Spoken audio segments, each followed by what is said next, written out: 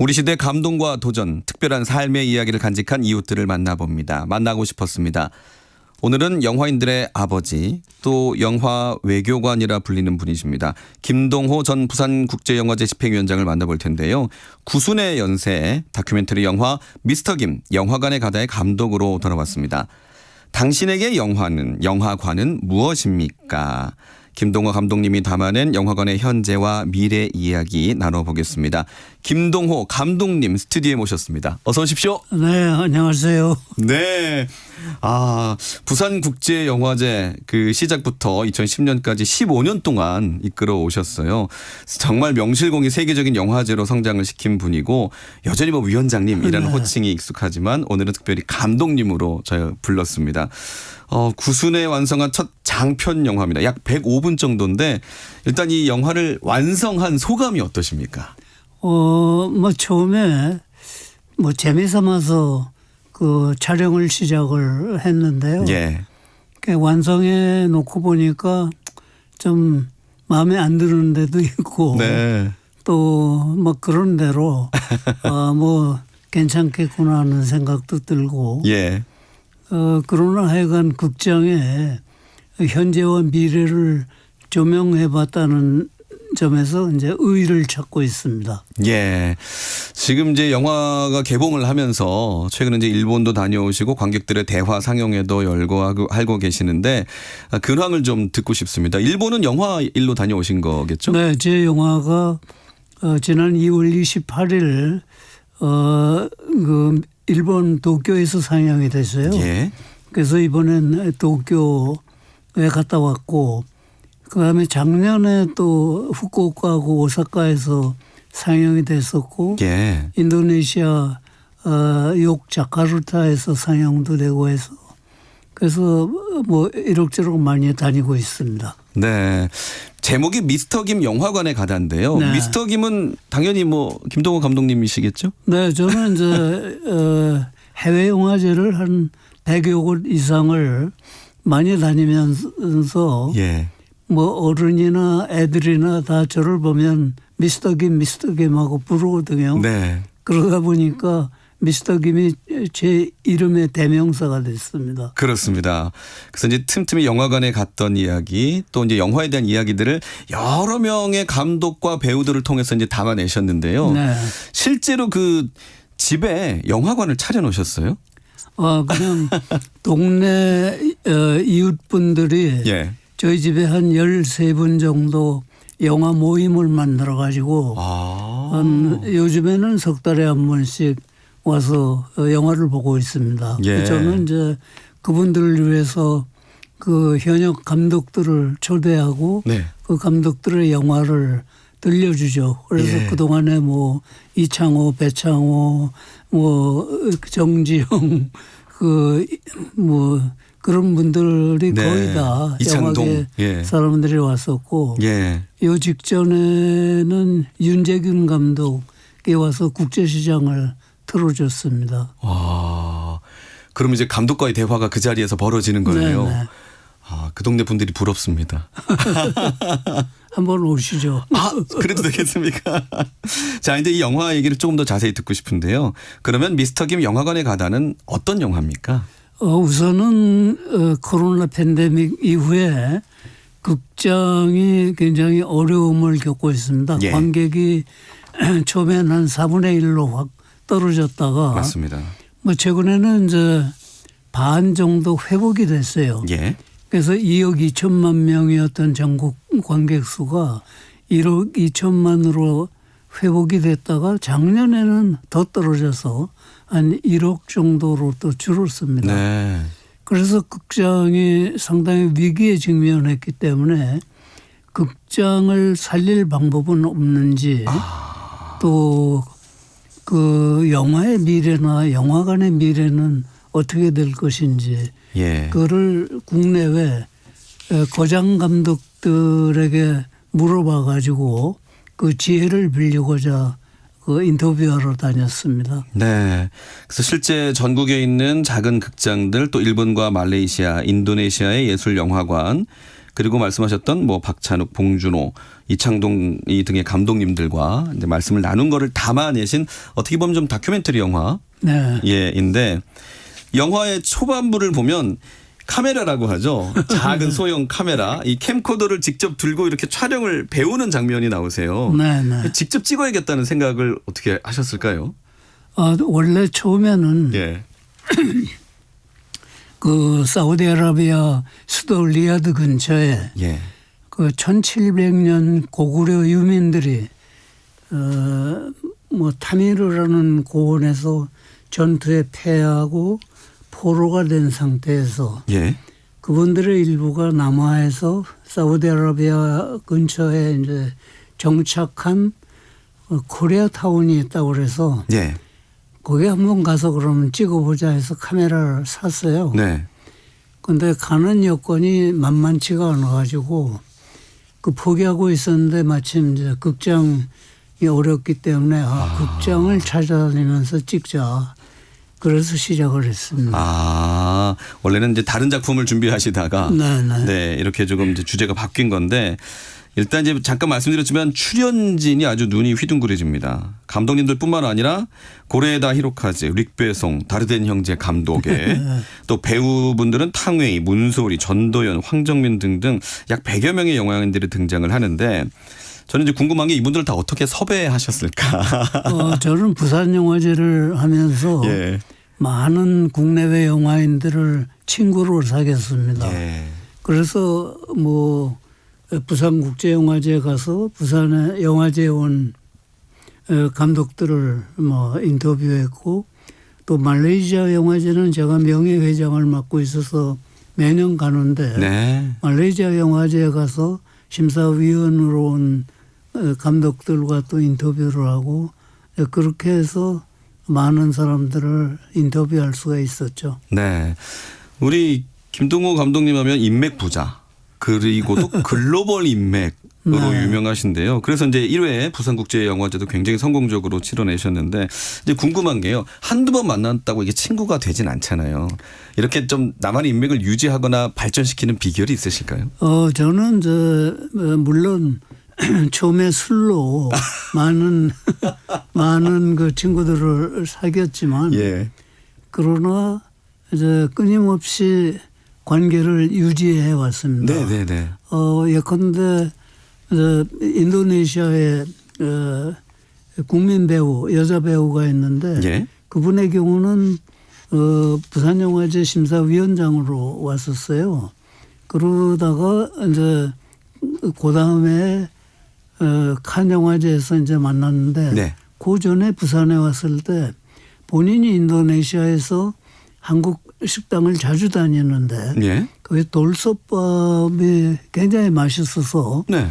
집에서 그 돌솥에다가 요리를 해봤더니 네. 전혀 맛이 안 나더라. 그 얘기를 하더라고요. 예. 그래서 듣고 난 다음에 본인이 인도네시아로 돌아간 다음에 네. 그 돌솥을 2개를 사가지고 예. 붙였습니다. 그 뚝배기를요? 네. 예. 그래서 붙였더니 너무 고마워해가지고 아이고 잘 먹고 있다고 그러다가 그 다음에 칸 영화제 갔을 때 그분이 그 칸 영화제 심사위원으로 왔어요. 예. 그래서 올해 한국 영화 취하선이라는 인권택 감독이 만든 영화가 있으니까 좀 눈여겨봐라. 그래서 좀 부탁을 했고 그러나 워낙 영화가 좋아서 이제 감독상을 받았지만 예. 이제 그런 식이죠. 그래서 누가 그 일본 감독 부부가 네. 초창기에 이제 서울에 와서 그 영화진흥위원회를 찾았어요. 예. 그래서 본인이 이제 불고기집에 초청해서 먹었더니 예. 이게 불고기 맛이 일본에서 먹는 거하고 다르다. 예. 그 얘기 듣고 바로 그 자리에서 이 불고기 불판을 사서 2개를 사서 줘서 보냈습니다. 이제 그런 식으로 네. 인맥을 형성해 왔죠. 그러니까 상대방의 어떤 관심과 이 필요를 놓치지 않으시고 네. 네. 그리고 1998년에는 부산영화제 이제 3회 때인데 네네. 그 하와이 영화제 집행위원장이 지넷 폴슨이라는 사람이 왔어요. 예. 그래서 와가지고 갔는데 그 다음에 본인이 결혼한다는 메일을 보냈어요. 네. 그래서 제가 결혼식에 갔죠. 오. 그 비행기 표 사가지고 하와이 가서 결혼식 참석하고 그 다음날 서울로 돌아오고. 그러면 친구가 안 될 수가 없네요. 네. 그렇군요. 또 일본의 거장 감독이자 세계적인 감독 고레에다 히로카즈 감독이 김동호 위원장 부탁은 거절할 수가 없다. 이런 말도 남겼습니다. 네. 그리고 또 영화관에 관한 정의도 좀 색다르게 했는데 유일하게 잘 다녔던 학교다라고 이제 정의를 내렸어요. 네네. 이 소감 듣고는 좀 어떠셨습니까? 뭐 그건 고레다 히로카즈 감독이 이야기한 학교라는 말은 정답이기도 합니다. 예. 그래서 많이 공감을 했고요. 또 박찬욱 감독이 정의한 영화관은 이제 달리는 뭐 기차 선박. 또는 또는 배 네. 아니면 우주선 그래서 밖으로 나가는 그런 매체다 이런 이야기도 공감이 가곤 했습니다. 네. 그 박찬욱 감독님이 영화관에 대한 이야기를 하면서 뭔가 집중해서 봐야 진가를 느낄 수 있는 그 영화가 사람들을 영화관으로 끌어들인다 이렇게 네. 또 언급을 했더라고요. 저는 이제 그 부분도 인상적이었고 이제 말씀해 주신 김에 다른 뭐 문소리 배우 같은 경우는 내 돈을 주고 꿈을 꾸러 가는 곳이 네. 영화관이다라고 언급을 했고 전도연 씨는 생각이 많거나 마음이 복잡할 때 찾는 장소다. 그리고 마동석 배우는 극장만의 특유의 냄새만 맡아도 가슴이 떨린다 했고 봉준호 감독은 내가 보고 싶은 장면들을 찍어서 보고 싶은 곳. 이제 그렇게 또 표현을 하기도 했습니다. 이 중에 좀 김동호 감독님에게 가장 인상에 남았던 영화관에 대한 정의, 표현은 어떤 게 있을까요? 그런 방금 얘기한 고레다 히로카즈 감독이 이야기한 학교라는 말, 예. 또 박찬욱 감독이 이야기한 이 세상을 향해서 예. 달리는 하나의 우주선, 열차, 그래서 우주로 나가는 그런 관문, 뭐 이런 이야기들이 마음에 와 닿죠. 그런데 제 자신은 뭐 영화라는 매체 자체가 꿈이고 그리고 그걸 보여주는 극장은 꿈의 공간, 예. 꿈의 공장, 이것이 영화관이다. 그렇게 생각합니다. 아마 청취자분들도 누구나 영화관 하면 내가 처음에 갔던 곳도 기억이 날 것이고 영화관에 대한 추억들이 다 한 명 이상씩은 다 있을 텐데 그래서 이제 국내외 수많은 그 영화관을 직접 찾아가셨잖아요. 네. 지금은 없어진 그 극장들도 많은데 이 영화관들을 직접 찾아다니면서 느끼신 건 어떤 게 있을까요? 사실 뭐 메가박스 같은 복합 영화 상영관 거기는 이제 대부분 대기업에서 운영을 하기 때문에 예. 뭐 크게 문제가 없다고는 생각되지만 작은 영화관은 사실 생존하기가 쉽지 않습니다. 그 건물을 갖고 유지를 해야 되는데 그 인건비도 그렇고 또 세금도 그렇고 그래서 굉장히 유지하기가 어려운데 예. 예컨대 전남 광주에 있는 광주극장 같은 경우는 35년에 문을 열었는데 90년 동안 단관극장으로서의 그 전통을 유지해오고 있거든요. 네. 그거는 굉장히 어렵고 희생이 가는 뭐 그런 사례이기도 하죠. 네. 그래서 찾아다니면서 보면 그런 영화관들이 있다는 것이 참 대단하다는 예. 점을 느낍니다. 그 영화를 좋아하시는 분들은 영화를 좋아하시는 분이 아니어도 서울의 대한극장이나 단성사, 뭐 명보 스카라, 서울극장에 대한 추억이 또 다 있으실 거고 네. 기억에 남는데 지금은 이 극장들이 다 이제 문을 닫고 흔적만 남아 있잖아요. 그러니까 좀 그런 걸 우리가 유지했으면 어떨까 하는 아쉬움도 있으실 것 같습니다. 뭐 유지하기는 굉장히 어려운데 네. 그거는 이제 지자체 같은 데서는 좀 지원을 해줄 필요가 있지 않을까. 예. 예컨대 광주극장도 최근에 와서 한 1억씩 지원을 받고 있어요. 그래서 극장이라는 것이 하나의 문화유산이다. 예. 또 시민들이 찾는 하나의 공간이다. 뭐 그렇게 생각을 하면 지자체에서 그 단관 극장들 또는 예술영화 전용관 이런 거는 좀 지원을 해줄 필요가 있다고 생각합니다. 네네. 이 영화인들의 영화관에 대한 정의, 이 추억 이런 이야기만 들어도 우리가 왜 영화관에 가야 하는지 또 영화관은 왜 필요하는지를 좀 느끼게 되는데 특히 이창동 감독님과의 일화는 좀 재미있는 부분입니다. 어릴 때 영화관에서 영화를 봤는데 관객이 차례로 나가서 자기 얘기를 하는 걸로 알았다고 그러다가 이제 내 차례가 되면 어떡하나 궁금했다고 하는데 그 얘기를 좀 설명해 주십시오.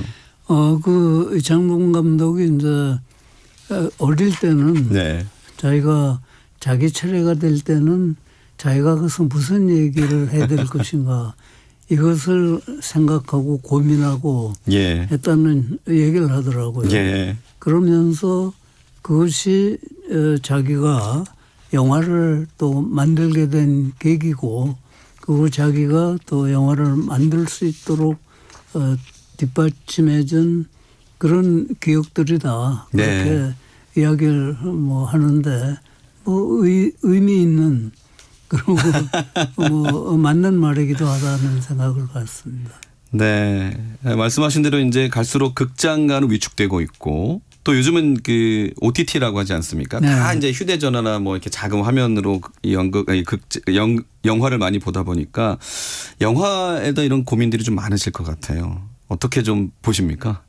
네. 그 영화는 이제 요즘 어떤 면에서는 한국의 영화 산업은 지금 위기에 직면해 있거든요. 예. 우선은 첫째 관객 수가 과거에 비해서 반 그 이하로 또 떨어져 있기 때문에 네.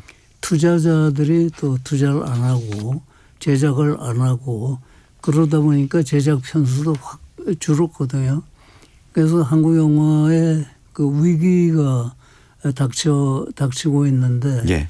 이것을 이제 헤쳐나가자면 한 두 가지 방법이 있다고 봐요. 예. 하나는 좋은 영화를 만들면 결국 관객이 들거든요. 예. 뭐 이번에 왕가 사는 남자 같은 것도 오랜만에 33번째로 1,000만 관객을 동원을 했고 예.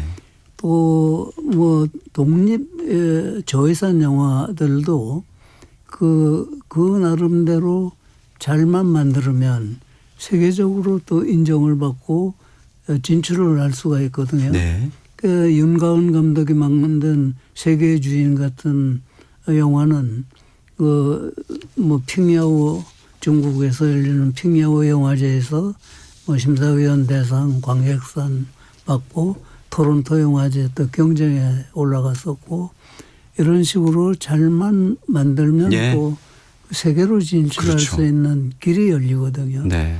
그래서 네. 감독들은 좋은 영화를 만드는데 주력을 하고 네. 또 영화관은 환경을 좀 개선을 하고 예. 리노베이션하고 하면서 관객을 좀 끌어들이고 이런 공동의 노력이 필요할 것 그게 이제 두 번째 방법이겠군요. 네. 네.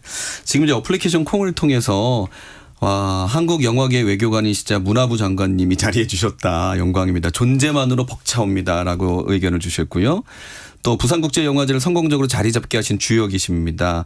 많이 축하드립니다 하시고 그 고령에도 어떻게 이렇게 정정하시고 감독을 하시는지 건강관리 비법이 궁금하다는 말씀을 이제 물어보셔가지고 좀 여쭤봐야 될 것 같아요. 아니 뭐 네. 저는 사실은 요즘에 네. 그동안 한 55년 동안 테니스에 열중하다 보니까 예.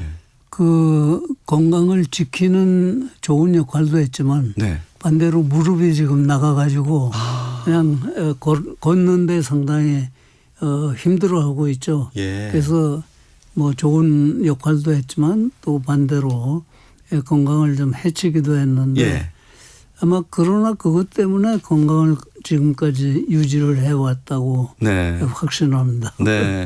그 과거에 술을 잘 드시는 것으로 유명하셨는데 네. 요즘은 어떠십니까? 우리 나이 70대는 해 딱 끊었기 때문에 20년 동안 술을 끊고 나니까 예. 그런 대로 또 건강을 버틸 수 있었지 않았는가. 아예 안 드시는군요. 예. 입에 대지도 않습니다. 그렇군요. 그 얼마 전에 그 신영균 원로 배우님이 나는 한 100세까지 지금 살면 딱 좋을 것 같다고 네. 지금 이제 네. 98세더라고요. 김동우 위원님도 한 100세까지 그러면 아니 뭐 그렇게 계셔 주시죠. 그런 분들은 좀 특수한 분들이시니까. 아, 그런가요? 충분하실 거라 생각이 듭니다.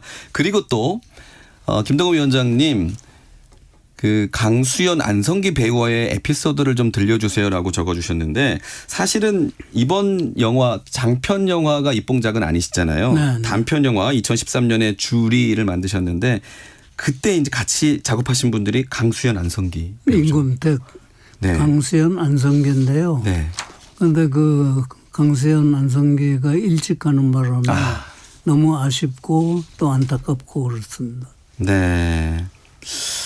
좀 종종 생각이 나시겠어요. 좀 인연이 그럼요. 각별한. 워낙 또 강수연과 안성기는 예. 부산국제영화제 1회 때부터 그 사회자로 활동을 했고 아, 맞습니다. 또 그 15회 하고 그만둘 때도 또 네. 역시 사회를 봤어요. 예. 그래서 부산영화제와 처음부터 끝까지 함께 해온 두 분인데 그 먼저 일찍 가가지고 굉장히 안타깝습니다. 그 15년간 끝내시고 이제 이 주리를 만드신 거죠? 네, 그러면 같이.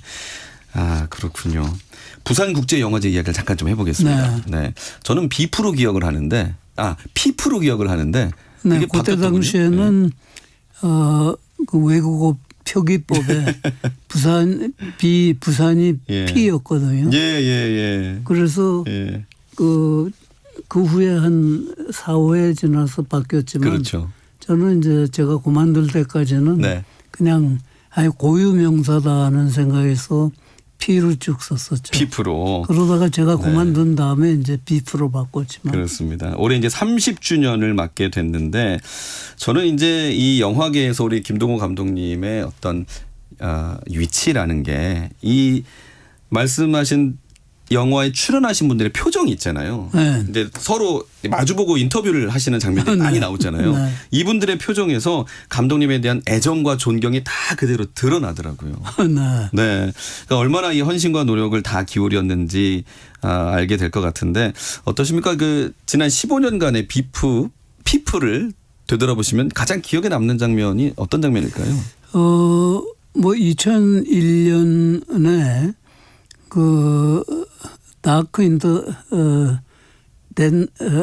댄스 인더 다크라는 예. 그 어둠 속의 댄스라는 영화가 네. 그 칸에서 황금종려상을 받고 예. 그리고 부산에 왔어요. 네. 근데 그걸 야외 상영할 때 비가 막 쏟아져 가지고 굉장히 많은 비가 왔는데도 3,000명의 관객들이 뭐 전혀 자리를 뜨지 않고 비를 맞으면서 그 영화를 봤습니다. 그래서 그 굉장히 감동적인 장면이었죠. 네. 그 당시 그 집행위원장 하시면서 어쨌든 그 해외 초청작들 또 이제 시민사회위원도 그렇고 배우들도 그렇고 모셔와야 되는 역할 많이 감당하셨잖아요. 마침 그 2001년에 예. 3대 영화제 베를린, 칸, 베니스 이 3대 영화제 집행위원장들이 다 바뀌었어요. 예. 다 바뀌었는데 저는 연초에 이제 칸 영화제 가서 작업을 해가지고 네. 그 칸 같은 경우는 2001년에 바뀌었는데 바로 만나서 부산에 오라고 초청을 했고 올해 칸 영화제 가서 또 초청을 하고 6월에 임권택 감독 회고전이 파리에서 열렸을 때 파리에 가서 또 초청을 해서 부산에 왔고 그해. 예. 그다음에 베를린 영화제 집행위 모리스 데 하델런 감독도 또 왔고 네. 그 모리스 데 하델르는 그때 또 베를린을 그만두고 베니스를 맡았어요. 예. 그래서 본인이 왔고 또 취임하기 전이죠. 그다음에 그 후임으로 왔던 디터 코슬릭 감독도 부산으로 왔고 그래서 3대 영화제 집행위원장들을 다 부산에 예. 데리고 왔습니다. 그래야지 제 생각에 부산이라는 영화제가 상당히 권위 있는 영화제다. 맞습니다. 이렇게 대회에 인식시킬 수가 있었죠. 네. 초기에 아주 빠르게 성장할 수 있는 어떻게 비결이었는데 그 당시 얼마나 바쁘셨으면 막 오토바이를 타고 다니셨다고 해요? 네네. 그거는 예컨대 이제 남포동에서 예? 극장에서 지하장코 중국 감독을 7시에 소개하고 예. 그다음에 8시에 야외 해운대. 상영관 네. 해운대.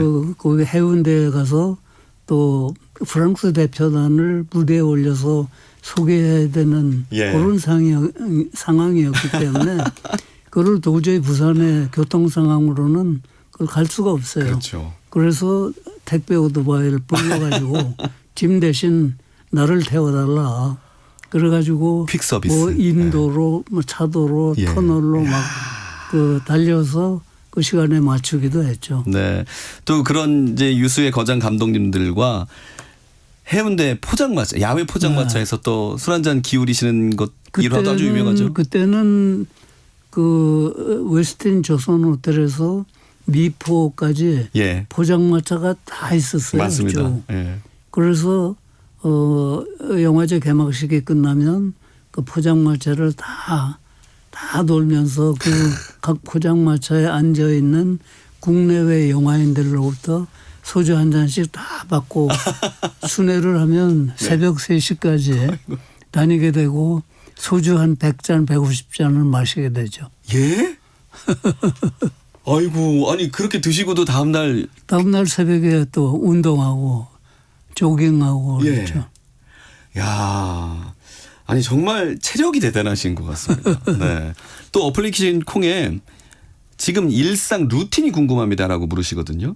그 평소에 하루를 시작해서 어떻게 이 일상을 만들어 가시는지 아마 건강 비결과도 좀 직결될 것 같아서 물어보시나 봐요. 그거는 뭐 그렇게 하는 것은 뭐 오기도 있고 또 꼭 이것은 해야 되겠다는 집념이 있고 네. 뭐 그러다 보면 예. 뭐 어떤 때는 점심 뭐 한 8번 저녁 한 20여 군데를 다 저녁에 다니기도 예. 하고 그렇죠. 와. 대단하십니다. 요즘은 하루에 아침에 몇 시 정도 일어나세요? 보통 요즘은 좀 게을러져 가지고 6시 전후에서 일어납니다. 6시요? 아침에? 네. 일찍 일어나시는데요? 그 일어나셔서 이제 뭐 아침도 좀 드시고. 그냥 약간 이제 걷기도 하고 예. 주변에서. 네. 참, 이 대한민국 영화계 앞서 이제 외교관이다라고 이제 표현을 해 주셨는데 한국 영화를 해외에 많이 알리기도 하셨고 해외 영화를 또 한국에 많이 들여오기도 하셨잖아요. 네. 이제 그런 공로를 많이 인정받으신 거 아닙니까? 뭐 그렇게 해서 그런지 몰라도 특히 이제 저희는 프랑스 쪽하고 예. 긴밀한 협력을 갖고 있죠. 그래서 네. 그러다 보니까 프랑스에서 문화훈장도 3개를 받았고 와. 파리시 훈장도 받았고 뭐 그래서 거의 프랑스 사람처럼 됐습니다. 그렇습니다. 자, 다시 영화로 돌아와서요. 미스터 김 영화관의 가다를 보면 마지막에는 젊은 그 감독님들이 많이 나옵니다. 특히 한국 영화 아카데미 졸업 영화제 현장에 직접 가셨는데 그분들은 영화 또 영화관을 어떻게 평가하고 전망하고 있던가요? 그건 2가지로 갈리더라고요. 예. 그래서 어떤 친구들은 뭐 영화관은 없어질 가능성도 많다. 네. 또 그런가 하면 그래도 영화관은 존재할 것이다. 큰 스크린에서 영화를 보고자 하는 사람이 있는 한 예. 영화관은 그대로 존재할 것이다 하는 의견이 있고 네. 그래서 영화의 미래에 관해서는 세계적으로 담론도 갈려요. 그래서 1982년에는 그 빈 벤더스 감독이 칸에서 스필버그나 이런 감독들을 초대해서 영화의 미래에 대해서 물었는데 그때는 TV 비디오 산업이 확산될 때니까 그래서 만든 영화가 룸 666호실에서 인터뷰했다 해서 그런데 그 후 재작년 칸에서는 그걸 오마주해서 룸 999라는 영화가 나왔어요. 거기에는 저 클레어든이나 올리비아 사이어스 같은 감독들에게 영화관의 미래, 영화의 미래에 대해서 물었는데 그때는 좀 반으로 좀 갈렸습니다. 네. 저 자신은 그래도 영화는 존재한다는 쪽에 속한다고 볼 수가 있죠. 네. 영화를 통해 감독님이 배우와 다른 감독들에게 물으셨던 그 질문을 한번 드려보려고 합니다. 네, 네. 김동호 감독님께 영화관이란 무엇입니까? 영화는 이제 꿈이라고 생각합니다. 그래서 제가 단편 영화 주리를 만들 때도 그게 이 장자에 보면 이제 나비가 장원을 이렇게 날아다니다가 깨어보니까 꿈이었다 이렇게 얘기를 해서 저는 이제 주리를 만들면서 막 강수영과 정인기 배우가 육탄전을 벌리면서 그걸 꿈으로 돌렸거든요. 네. 그와 마찬가지로 저는 영화는 꿈이다. 그리고 영화관이라는 것은 꿈의 공간 또는 꿈의 공장이다. 그렇게 정의하고 싶습니다. 아, 그렇군요. 꿈과 꿈의 공장. 네. 질문 하나를 더 드려야 될 것 같아요. 다음 영화 계획도 있으시냐고 물으시네요. 아직은 계획이 없습니다. 네, 신영균, 임권택, 김동호 위원장님 우리 곁에 오래오래 계셔주시면 좋겠어요라고 하셨어요. 네. 감사합니다. 끝으로 우리 후배 영화인들에게 한 말씀 남겨주십시오. 지금 한국 영화가 위기인데 그 위기를 극복하자면 젊은 영화인들이 계속 좋은 영화를 만들어서 그 젊은 세대에게 꿈을 주는 역할이 필요하다. 그런 생각을 갖습니다. 그리고 특히 한국의 젊은 감독들은 그 국내에 국한하지 말고 해외와 감독들하고 협업을 해서 공동 제작을 좀 많이 해주면 그 영화의 배급처도 늘리고 그리고 위상도 높아질 수 있다. 그런 점을 젊은 감독들한테 부탁하고 싶습니다. 네, 알겠습니다. 질문이 하나 또 들어와서 이것만 좀 여쭤보겠습니다. 인생 영화가 무엇입니까? 이렇게 물어보시네요. 가장 기억에 남는 영화 저는 하나를. 인생은 아름다워라는 영화입니다. 예. 그것은 그 아우슈비츠 같은 아주 최악의 비극 예. 뭐 그런 현장에서 그 아버지와 아들이 거기서 살고 있는데 네. 아주 가장 비극적인 현장에서 가장 희극적으로 그 영화를 만들었거든요. 예. 그런 점에서 저는 굉장히 그 영화를 네. 인생의 영화다 그렇게 생각합니다. 로베르토 베니니 감독 주연한 네. 인생은 아름다워 말씀해 주셨습니다. 자, 만나고 싶었습니다. 오늘은 영화인들의 아버지 김동호 전 부산국제영화제 집행위원장이자 감독님, 미스터 김 영화관에 가다로 돌아온 감독님과 말씀 나눴습니다. 오늘 나오셔서 진심으로 감사드리고요. 건강하십시오. 감사합니다. 고맙습니다. 네, 감사합니다.